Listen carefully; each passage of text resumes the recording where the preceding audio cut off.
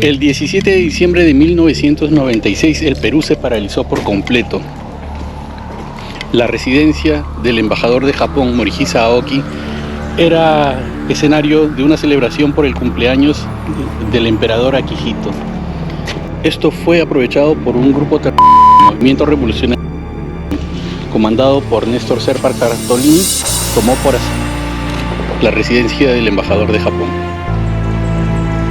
Este escenario pasó a convertirse en una de las prisiones más resguardadas en todo el mundo. Lo que no sabía este movimiento revolucionario es que bajo sus pies se gestaba un milagro arquitectónico. Una de las operaciones militares más exitosas a lo largo de la historia del Perú se gestó en la réplica exacta, se gestó bajo los pies de los terroristas. Durante todo ese tiempo no supieron absolutamente nada. Fue una gran sorpresa para ellos y fue una gran victoria para el ejército peruano. Estamos nuevamente con los aventureros en acción y nos disponemos a explorar la réplica de la residencia del embajador de Japón, el museo monumento a los héroes de Chavín de Huanta. Síganos, lo cuento. Planos de la infraestructura de la residencia. Prácticamente ellos ya sabían cómo era la manera más fácil de ingresar o cómo burlarlas. Tomarían de manera rápida, se podría decir, aquella residencia. En este caso, el objetivo sería el tono rojo y blanco. Un ingreso rápido, por lo cual, para un comando equipado con armamento debajo de los túneles sería muy difícil su desplazamiento. Eso requería que los comandos debían estar varios días anteriores en cada salida. Un líder, quien lidera el terrorismo, tomaría el helicóptero que casi estropea la operación. Nos quedemos atrás. Aquel cabecilla, en este caso, vendría a ser la persona que ustedes pueden identificar en aquella fotografía superior, el cual viene a decir, o bueno, su nombre es Néstor Serpa Cartolini, también conocido como Camarada Evaristo. Esa persona, al tomar la residencia, toma este lugar como su oficina. Durante varias semanas e incluso meses, se registra que muy difícilmente se mueve de ese lugar. Es un punto importante neutralizar a esta persona. Después de todo, es aquel que da comando a todos los. Cualquier reacción de ellos sería bajo el control de su cabecilla, por lo cual era necesario neutralizarlo. Así que aquí, en este punto, debajo de nosotros, que se encuentran los túneles, gracias a estos, se logra colocar una de las 3 cargas explosivas. Y el daño que observan ustedes en la parte del piso es real. Esto es producto de una carga explosiva debido a que aquí nuevamente se hicieron aquellos entrenamientos. Mientras que en esta imagen podemos observar de manera directa cómo ya queda este mismo ambiente. Es lo que contaba el grupo terrorista. Ellos tenían megáfonos, máscaras antigas, una pequeña radio por donde se informaban todas las noticias, explosivos caseros hechos por los mismos terroristas. Muchos de estos eran colocados en puertas y ventanas, por lo cual era necesario el uso de explosivistas para evitar, en este caso, para la necesidad de desactivar aquellos explosivos.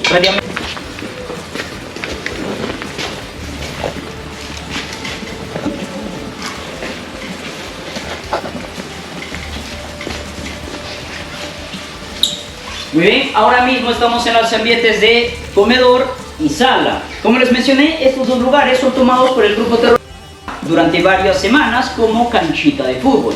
Esto reiteradamente hasta convertirlo en rutina diaria, actividad que ya estaba siendo registrada por grupo de inteligencia que se encontraba en aquellas casas aledañas. Así que ya se tenía conocimiento de que a una hora exacta la mayoría de los terroristas, de los 14, estarían reunidos en la primera planta. Así que aquí es prioridad, como les mencioné, colocar aquellas 2 cargas explosivas. Y nuevamente el daño que estamos observando son producto de aquellos entrenamientos de los comandos. De esta misma manera llegaría a quedar en la residencia original.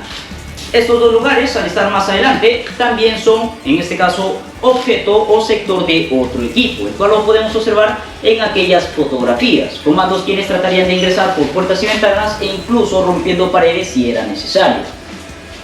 Aclarándoles que por estos agujeros, si bien es cierto, debajo de nosotros se encuentran los túneles, por donde también se encontraban infiltrados una gran cantidad de comandos, se les aclara de que ninguno de ellos iba a ingresar por estos agujeros.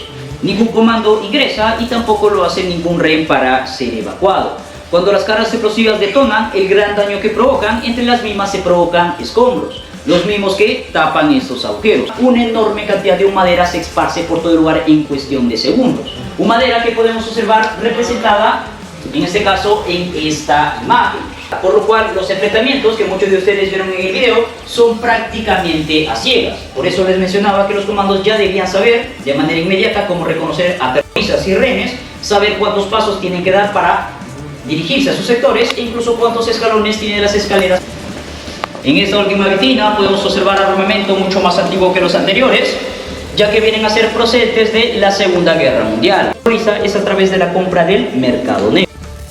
Todo esto lo llegaba a financiar principalmente dándole protección al. En la parte del fondo se puede observar una bandera terrorista, que es prácticamente la bandera de nuestro país, pero en el centro cambiado con el logotipo de. Posteriormente a la operación, los mismos comandos arrancan y queman todas las banderas. Si se llegan a preguntar qué es lo que sucede con la residencia original posteriormente a esta operación, en la siguiente imagen lo pueden observar. La infraestructura de aquel lugar había quedado completamente inestable. Las cargas explosivas, el túnel, que era prácticamente un hueco debajo de la misma, y el enfrentamiento que se llevó a cabo al interior, había dejado el lugar completamente inestable con el riesgo de que pueda derrumbarse. Por lo cual, meses siguientes a la operación es mandada a demoler. Posteriormente a la operación pasaría a pertenecer al país de Japón. Eso lo convierte en propiedad privada. En consecuencia de que ningún terrorista es neutralizado en la primera planta, aquí ocurriría el primer enfrentamiento. Como vieron en el video muchos de ustedes, en estas escaleras, a la altura de aquella imagen se lograría neutralizar al cabecilla de Soserpa junto a uno de sus camaradas. Una fotografía real tomada tan solo posteriormente a la operación. Conforme vamos subiendo al segundo piso, vamos observando dicha imagen. Continuamos por aquí.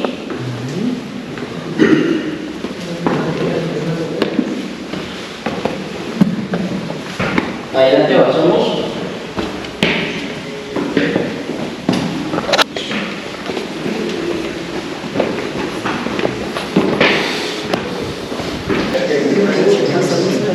Adelante.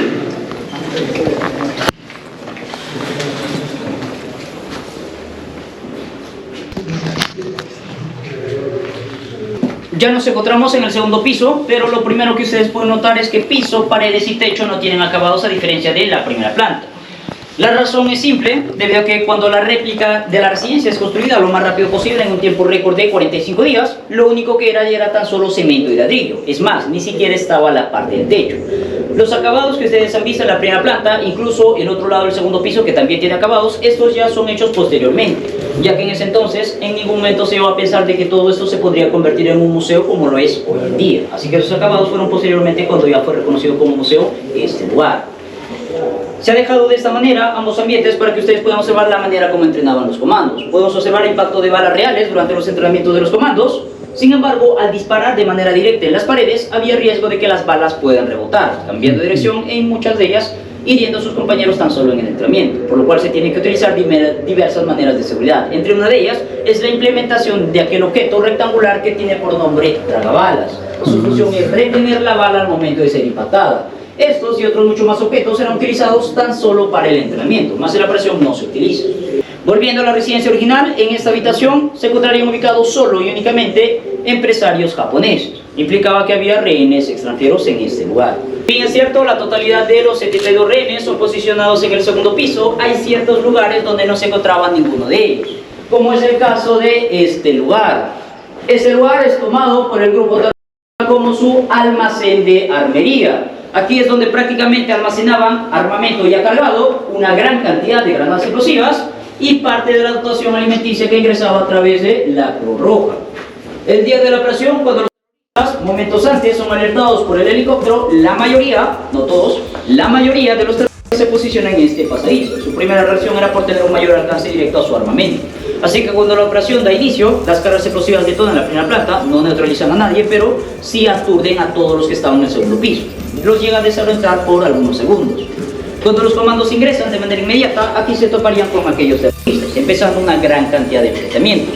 En cuestión de los primeros minutos, llegan a ser neutralizados por los comandos, controlando todo el lugar. Sin embargo, dos de esos terroristas llegarían a ingresar a este almacén, logrando en ese momento atrincherarse, empezando a lanzar granadas y a disparar en ambas direcciones de este pasadizo, provocando una enorme cantidad de heridos entre comandos y rehenes. Más adelante incluso uno de los comandos pierde una de sus piernas tratando de patear una de esas granadas y su compañero de equipo enfrente de él llegaría a perder la vida, el cual viene a ser el Teniente Jiménez. Estos dos terroristas son neutralizados debido a que posteriormente, después de varios minutos, dos comandos tienen que subir a la parte del techo. Entre uno de ellos era un explosivista. Quienes en la parte superior, en aquella esquina, por la parte de arriba, colocan una carga explosiva que al detonar provocaría un agujero y al mismo tiempo aturdiría a estos terroristas.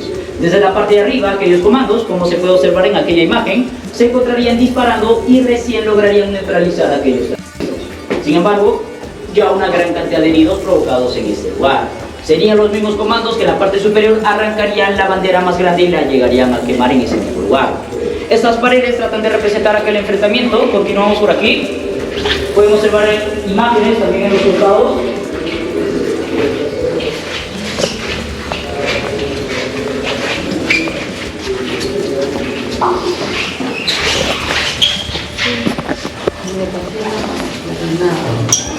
Aquí podemos observar la primera prótesis de la persona, quien viene a ser el teniente Raúl Cruz Jarama, quien perdería una de sus piernas en el transcurso de esta operación de rescate. La persona, aunque sería de gravedad, logra salir con vida, siendo en este caso evacuado por sus compañeros de equipo.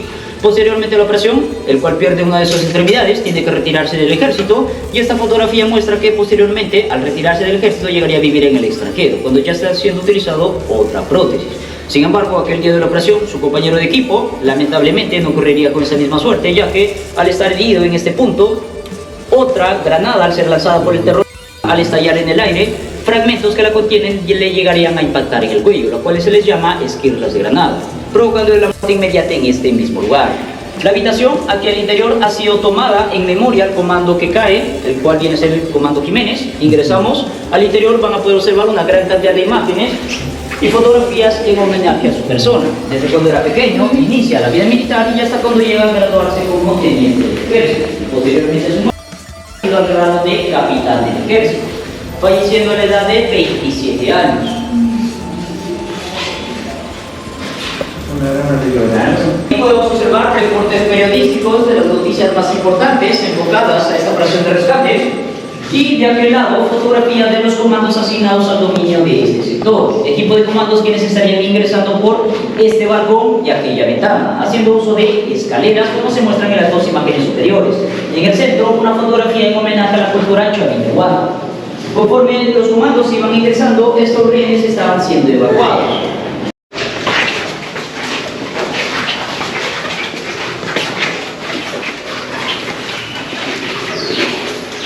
Podemos observar en esta habitación, en las siguientes también, en ambas estas, las fotografías de aquellos rehenes.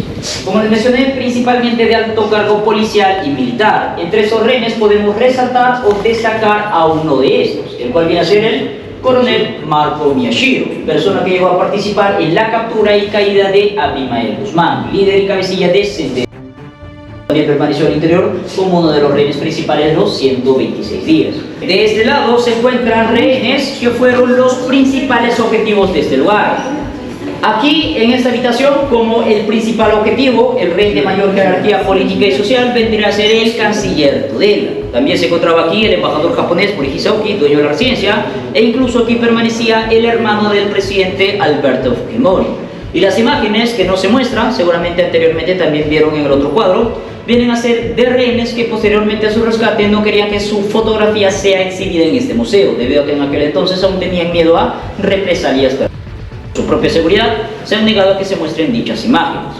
Continuamos en esta siguiente mostrando al coronel Williams, en este caso aquel que estaría liderando esta operación de rescate, el coronel José Daniel Williams Zapata, líder de la patrulla Tenaz. La patrulla Tenaz es solamente aquellos quienes ingresan a la residencia. Son un total de 94 comandos. Alrededor hay muchos de ellos como elemento de inteligencia, elemento de seguridad y elemento de apoyo. Pero él vendría a ser quien estaría liderando a los que ingresarían.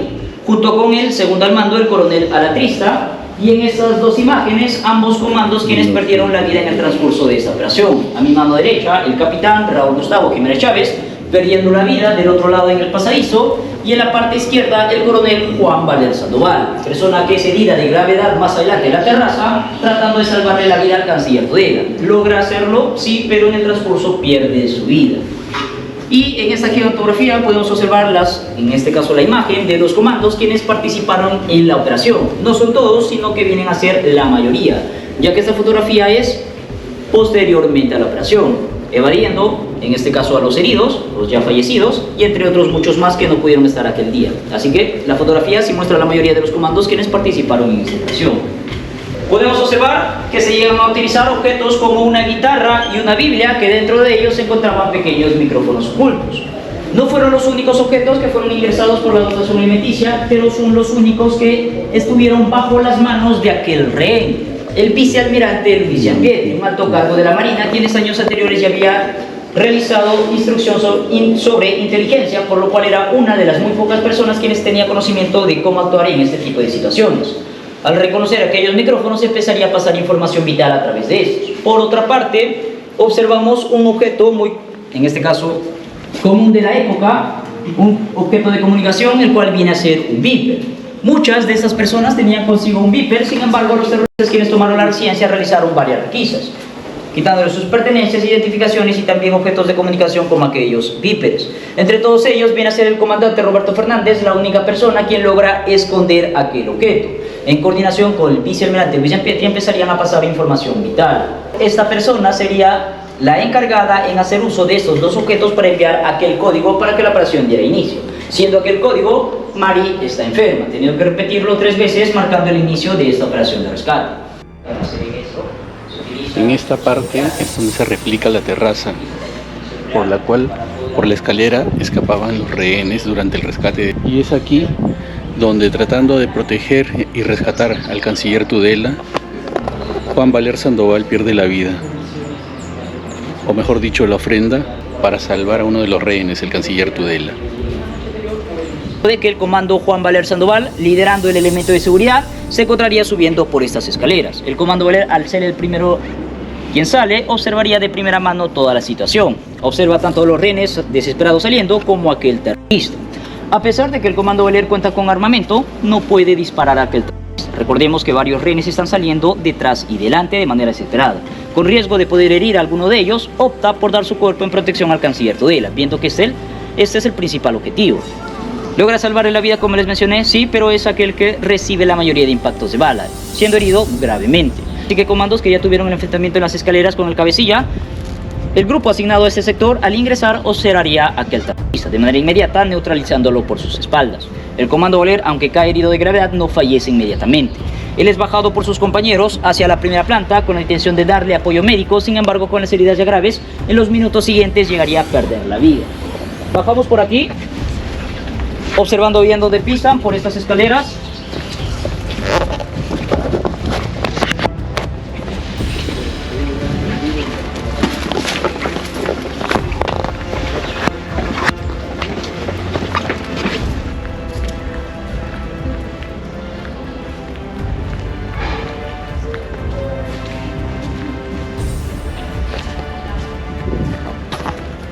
Estas casonas rosadas van a simular como si fueran una de las 4 casas aledañas, donde estaba el grupo de inteligencia y donde se comenzaron la construcción de los túneles. A continuación vamos a recorrer el túnel que viene a ser el más largo.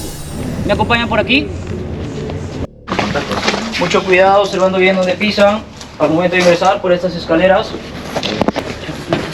Cuidado con el cuerno. Por dentro. ¿Cómo que no entra? No entra y sí, El primerito que ha entrado. Vamos a entrar. ¡Ay, luz! Este túnel es réplica de lo que fueron construidos para el rescate de la operación de Chavín de Huanta.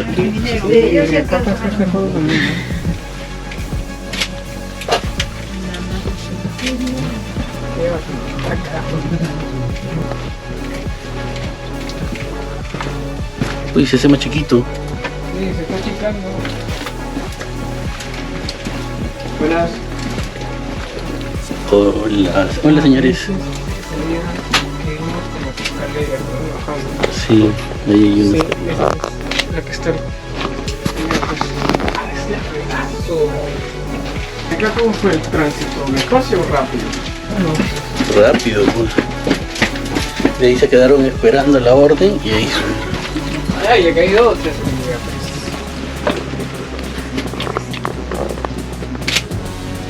Claro, como iban saliendo.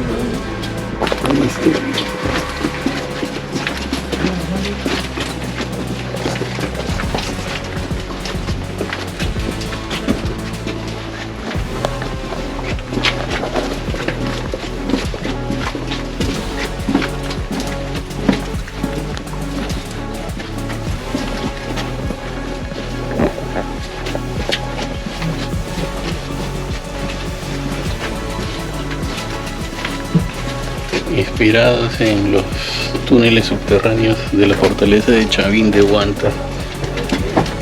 Es que se realizó la construcción de estos túneles para el rescate, catalogado como uno de los más exitosos a nivel mundial. Adelante, adelante.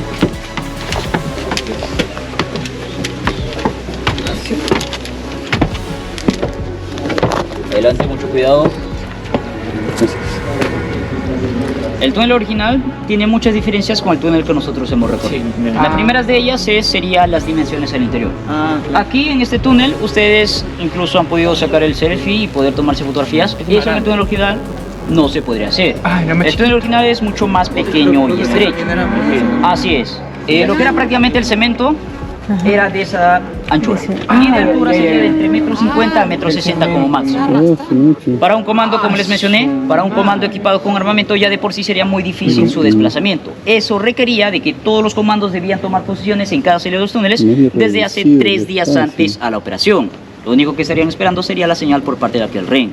Otra de las diferencias es la distancia. Si bien es cierto, este túnel trata de representar el más largo, el túnel original medía 197 metros de largo, casi 2 cuadras.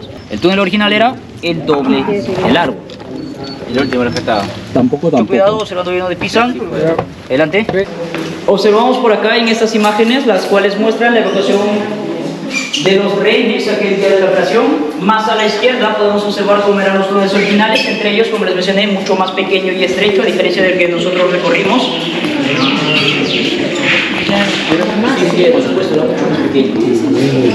Y en esta parte podemos observar una vitrina mostrando un maniquí de manera correcta cómo estarían equipados todos los comandos. Lo único que vendría a faltarle sería su armamento. Cada armamento que portaron los comandos estaba equipado con silenciador. Asimismo, la operación Chavín de Huántar, ejecutada el 22 de abril de 1997, no solamente es una de las más exitosas reconocidas en todo el mundo, sino que es la operación que en nuestro país directamente desarticula o termina con el grupo terrorista prácticamente desapareciendo este mismo. Hay chalecos y cascos, si en caso alguno de ustedes desea equiparse, lo puede hacer y tomarse fotografías ya sea con el comando equipado en la parte de esa maqueta. Y en la parte de atrás de ustedes, como ya vieron, una pequeña tienda si en caso desean comprar algo. Eso sería todo de mi parte. Muchas gracias a ustedes por su visita. Y si desea, en este caso donde también van a poder pagar sus entradas en este caso. Adelante, gracias a ustedes. Comandos, a ver, vístanse. Ahí.